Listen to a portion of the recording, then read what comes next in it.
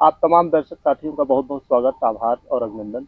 जैसा कि आप सब देख रहे हैं, आज हम लोग इस वीडियो के माध्यम से आम के फसल में किस तरह से देखभाल किया जाए, आम के जो बगीचा है, आम के बगीचे का प्रबंधन कैसे किया जाए जिससे हमें अधिक से अधिक आम का उत्पादन प्राप्त हो। और इस बातचीत के लिए हमारे साथ डॉक्टर इंद्रसेन जी हमारे साथ उपस्थित हैं। डॉक्टर साहब, बहुत बहुत स्वागत है बहुत आपका। बहुत धन्यवाद। अ, कुछ किसान साथी हमारे ऐसे हैं जो बाजार से किसी भी प्रकार का कीटनाशक और फफूंदनाशक उठा करके लाते हैं और वो ये कहते हैं कि हमको अपने आम के फसल में स्प्रे करना है, छिड़काव करना है। आप देख रहे हैं कितना ज़्यादा मात्रा में इसमें बौर आया हुआ है। किसानों के सामने सबसे बड़ी चुनौती यही होती है कि इस बौर को हम किस तरह से प्रबंधन करें जिससे ये जो बौर है वो हमारे बचे रहें। और जब बौर बचे रहेंगे तो जो उत्पादन है उत्पादन बेहतर होगा। तो आप हमें ये बताइए कि किस स्टेज में हमें रसायनों का स्प्रे करना चाहिए और क्यों आवश्यक है जो है रसायनों का उपयोग। तो आप इस बारे में हमारे दर्शकों को थोड़ा सा बताइए। बहुत बहुत धन्यवाद आपका।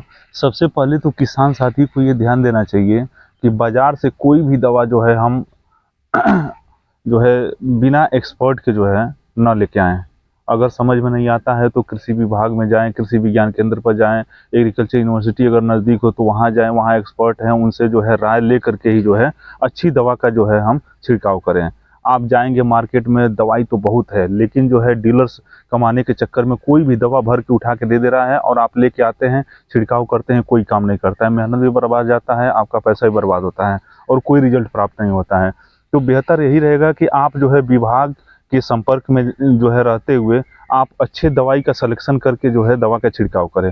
सबसे पहले तो जैसे बौर आता है, तो बौर को तो जो है आप खिल जाने दीजिए, क्योंकि खिलते समय अगर हम किसी रसायन का स्प्रे करेंगे तो उसमें नुकसान ये होगा कि ये जो है कीट के द्वारा इसमें पॉलिनेशन होता है और जिस समय जो है आम का बोर निकलता है, फूल खिलते हैं, उस समय जो है हाउस फ्लाई या तरह तरह के जो मधुमक्खियाँ इनके द्वारा जो है ये पॉलिनेशन की क्रिया होती है। अगर उस समय हम दवा के छिड़काव कर देंगे तो हमारे जो बेनिफिशियल इंसेक्ट हैं जिनके द्वारा पॉलिनेशन होता है, फ्रूट सेटिंग होता है, वो कीड़े मर जाएंगे। आपके कहने का मतलब ये है कि यदि फ्लावरिंग स्टेज में, हम्म यदि फूल बनती हुई अवस्था में हम्म। कोई किसान साथी किसी कीटनाशक या फफूंदनाशक का यदि स्प्रे अपने आम की फसल में करता है हम्म।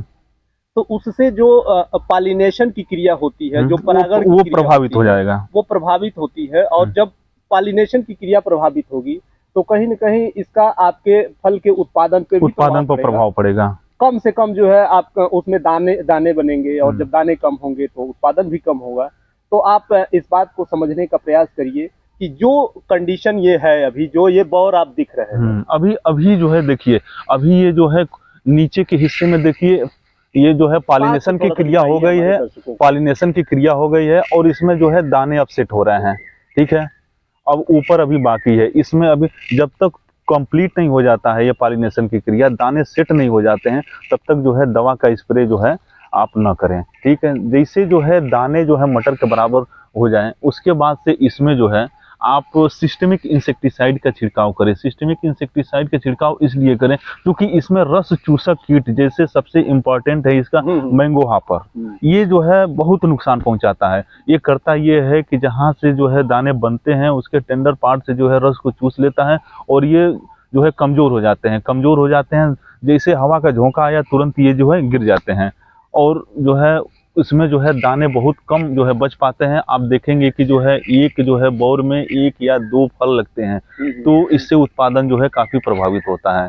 तो आप जो है जैसे दाना सेट हो जाता है, आप एक मॉनिटरिंग करते रहिए, बिना मॉनिटरिंग किए जो है दवा के छिड़काव न करें। आप देखिए कि इसमें मैंगो मिलीबग, मैंगो हापर लगा हुआ है, तो आप जो है दवा का छिड़काव जरूर करें इसमें। बहुत अच्छी से आपने बताया डॉक्टर साहब। आप समझ रहे हैं किसान साथी कि आप ऐसे ही आप किसी दवा का प्रयोग मत करिए। कब और किस परिस्थिति में किसी रसायन का प्रयोग हमको करना है, इसकी जानकारी आपको बेहद ज़रूरी है। आज अभी हम लोगों ने जो बात किया है आम के बौर में कब और किस किस स्थिति में जो है हमें स्प्रे करना चाहिए, इस बात को आपका बिल्कुल भी ख्याल रखना है। और यदि कोई किसान साथी हमारा स्प्रे करना चाहता है, स्प्रे क्यों आवश्यक है, क्यों करना चाहता है किसान, क्यों बाजार से खरीद करके लाता है, इस बारे में थोड़ा सा बताइए क्यों आवश्यक है। क्योंकि देखिए आम के पौधे में जो है ये सबसे मेजर इंसेक्ट है मैंगो हॉपर। आप कहीं भी देख लीजिए किसी भी क्षेत्र में कोई भी ऐसा आम का पौधा नहीं है जिसमें मैंगो हॉपर ना लगे हों।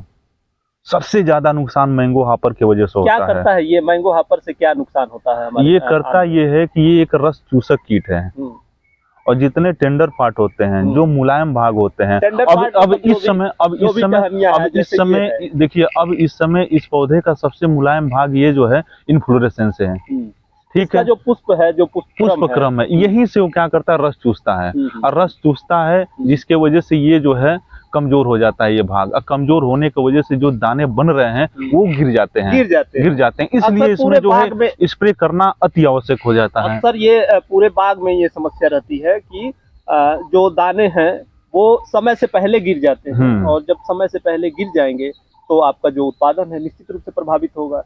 तो आप इस बात को समझिए कि स्प्रे आपको क्यों करना है। और दूसरी चीज ये इस कीटनाशक के साथ, कीटनाशक तो जो बहुत जरूरी है, ये इसके साथ साथ जो है फल न जो है वो झड़े, इसके लिए जो है बहुत आवश्यक है बोरान।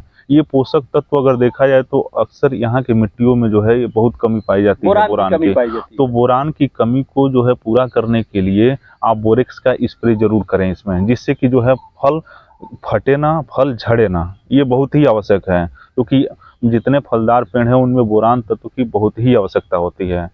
तो आप देखिए दर्शक साथियों, जो भी आम का जिनका भी बगीचा है या जो लोग बड़े पैमाने पर करते हैं, तो आप इस बात का ज़रूर ख्याल रखें कि आपको किस और किन परिस्थितियों में आम की फसल पे स्प्रे करना है।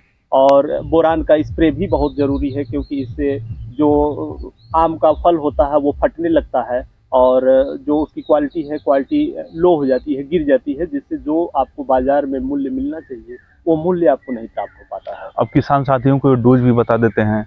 देखिए कीटनाशक की जो वो हम चर्चा कर रहे थे, तो इसमें कीटनाशक में सबसे इम्पोर्टेंट जो है कीटनाशक है आपका इमिडाक्लोरोपीड। इमिडाक्लोरोपीड और इसकी जो मात्रा है 1 ml दवा जो है प्रति 2 लीटर पानी में घोल के आप स्प्रे कर सकते हैं। 1 लीटर 1 ml जो इमिडाक्लोरोपीड नामक ये जो कीटनाशक है, इसका 1 ml मात्रा 2 लीटर प्रति 2 लीटर पानी में घोल के आप स्प्रे कर सकते हैं। यदि आपके पास जो स्प्रे मशीन होती है, जैसे कई तरह के स्प्रे मशीन होते हैं, जैसे जो एक सामान्य पीठ वाली मशीन होती है जिसमें 15 लीटर लगभग 15 लीटर उसकी क्षमता होती है, तो 15 लीटर पानी में जो है आप उसका आधा कर दीजिए। 15 लीटर पानी में आप यानी कि 7 से 8 लीटर जो है 8 ml दवा प्रति 15 लीटर पानी में आप घोल करके अच्छी तरह से स्प्रे कर देंगे, स्प्रे कर सकते हैं। ठीक।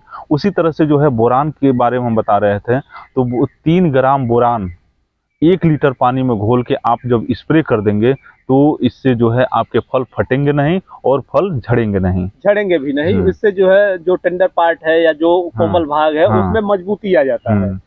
इसके अतिरिक्त आप मैंगो हापर जो कीट लगते हैं, अभी आपने इमिडाक्लोरोपीड का नाम लिया, तो इसके अलावे और इमिडाक्लोरोपीड किन किन कीटों के प्रति कार्य करता है, इसके बारे में थोड़ा बताइए। मैंगो मिलीबग भी एक समस्या। अब देखिए अब इसके अलावा जो है सबसे इम्पोर्टेंट तो आपका मैंगो मिलीबग है, जिसके मैंगो हापर है जिसके वजह से ज़्यादा नुकसान होता है। उसके साथ आपका मैंगो मिलीबग है। आप पत्ती के नीचे देखेंगे जैसे रुई के फाहे के जैसे चिपके रहते हैं, ये भी रस चूसक कीट हैं, इनसे भी नुकसान होता है। मैंगो मिलीबग है। उसके बाद आप देखेंगे कि जो है नीचे से जमीन से रेंगते हुए कुछ कीड़े ऊपर की तरफ बढ़ते हैं, वो एक गुजिया कीट होता है, वो भी रस चूसक कीट है। वो भी जो है टेंडर पार्ट से रस को चूसते रहते हैं जिससे हमारा पौधा कमजोर हो जाता है। तो ये जो है 2-3 इंसेक्ट हैं जिससे आम को जो है ज्यादा क्षति पहुंचती है। आप इन कीटों से अपने आम की फसल को या आम के बौर को बचाने के लिए अभी डॉक्टर साहब ने जो कीटनाशक का नाम लिया है इमिडाक्लोरोपीड 17.8 SL, ये इसका कंपोजिशन होता है। कंपनियां जो है मार्केट में अलग अलग नामों से बनाती हैं, नाम कुछ भी हो सकता है, लेकिन जो उसका रासायनिक नाम है इमिडाक्लोरोपीड 17.8 SL, ये इसकी जो मात्रा है 1 ml प्रति 2 लीटर पानी के हिसाब से आपको बना करके स्प्रे करने से जो मैंगो मिलीबग है या मैंगो हापर जो कीट है जिससे अधिक नुकसान होता है, उसका कंट्रोल किया जा सकता है। इसके अतिरिक्त डॉक्टर साहब और किसी फफूंद नाशक का भी क्या इसमें ज़रूरत है क्या? देखिए, जैसे अगर इस समय अगर देखा जाए तो मौसम का जो है उतार-चढ़ाव बना हुआ है। कभी आप देख रहे हैं मौसम बहुत हॉट हो जा रहा है, कभी आप देख रहे हैं बहुत कूल हो जा रहा है। इसमें मॉइस्चर जो है कभी कम हो जा रहा है, कभी मॉइस्चर ज़्यादा हो जा रहा है। तो जब मॉइस्चर एटमॉस्फेयर में जब ज़्यादा हो जाता है, तो क्या होता है कि इसमें ब्लैक मोल्ड लग जाता है। आम के ऊपर देखेंगे काले, जब मॉइस्चर अधिक हो जाता है, ओस ज़्यादा गिरने लगता है, तो देखेंगे कि जो है जो दाने बन रहे हैं, उसी के किनारे ऊपर जो है काले-काले फफूंद जम जाते हैं।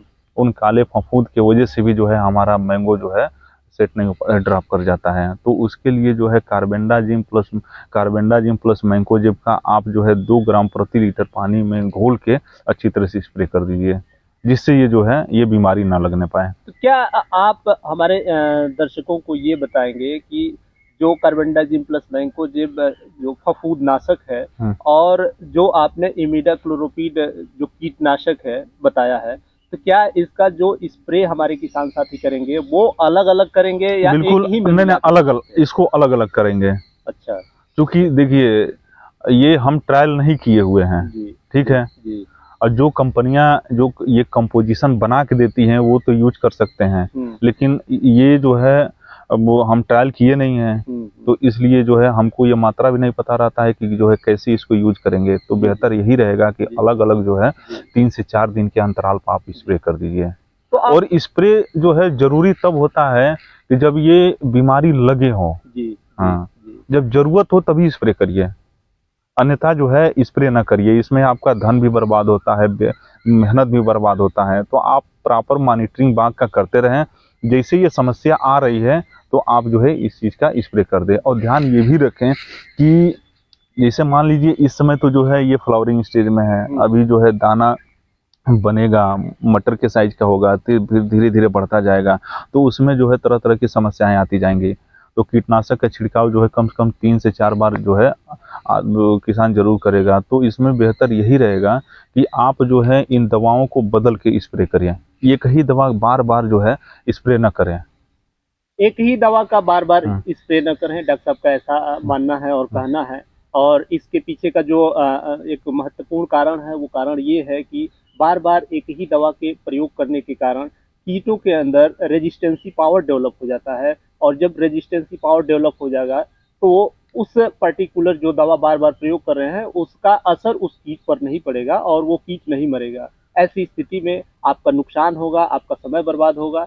इसलिए जो दवाएँ जिस मात्रा में बताई गई हैं, उसका आप बिल्कुल ख़्याल रखिए और जो आपका बाग है, जो आम का बगीचा है, उसका समय-समय पे आप निगरानी करते रहिए। इससे आप देखेंगे कि क्या-क्या समस्याएँ आ रही हैं, क्या-क्या कीट और बीमारियाँ लग रही हैं। इसी अनुसार आप अपने बाग का, अपने फसल का नियंत्रण कर सकते हैं और जब अच्छे से नियंत्रण और मैनेजमेंट करेंगे, तो जो आपका उत्पादन है, वो उत्पादन अधिक मात्रा में प्राप्त होगा, उससे आपकी समृद्धि बढ़ेगी।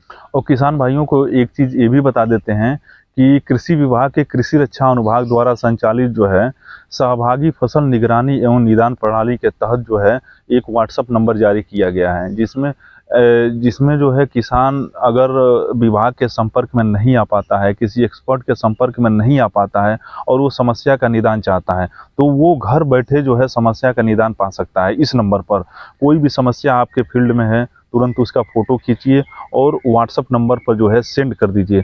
सेंड करने के बाद जो है नीचे अपना नाम, गांव का नाम, विकास खंड और जनपद का नाम लिखते हुए इस चीज़ को भेजें और 48 घंटे के अंदर जो है उसका निदान आपके व्हाट्सएप पर आ जाएगा। तो आप ये व्हाट्सएप नंबर आप नोट कर लीजिए, 9452257111। और एक नंबर और है 9452247111। तो आपने देखा डॉक्टर साहब ने बहुत अच्छी बात बताई है। यदि आप किसी एक्सपर्ट से, किसी विज्ञान केंद्र से या कृषि विश्वविद्यालय से यदि आपका संपर्क नहीं हो पाता है, तो डॉक्टर साहब ने जो व्हाट्सएप नंबर बताया है, कृषि विभाग के द्वारा ये चलाया जाता है नंबर, आप उसको कॉल नहीं करना है। आपको सिर्फ जो समस्या आपको दिख रही है आपके फसल में, मान लीजिए आपके फसल में आम है, आम का बौर आया हुआ है, कोई समस्या दिख रहा है, बौर काला हो गया है या कहीं कीड़े लग गए हैं, तो आप उस चीज़ का फोटो खींच करके और जो नंबर आपने बताया है उस नंबर पे आपको व्हाट्सएप कर देना है।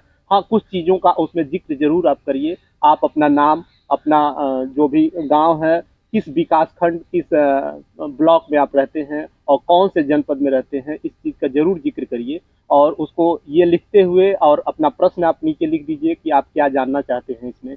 आप इस नंबर पे व्हाट्सएप कर दीजिए। आपको 24 घंटे के अंदर, 48 घंटे के अंदर जो है उसका निदान आपके मोबाइल पर आ उसका जाएगा। निदान मिल जाएगा और आप अपनी फसल को समय रहते आप बचा सकते हैं। आप घर बैठे जो है आपका जो है समस्या का समाधान हो जाएगा।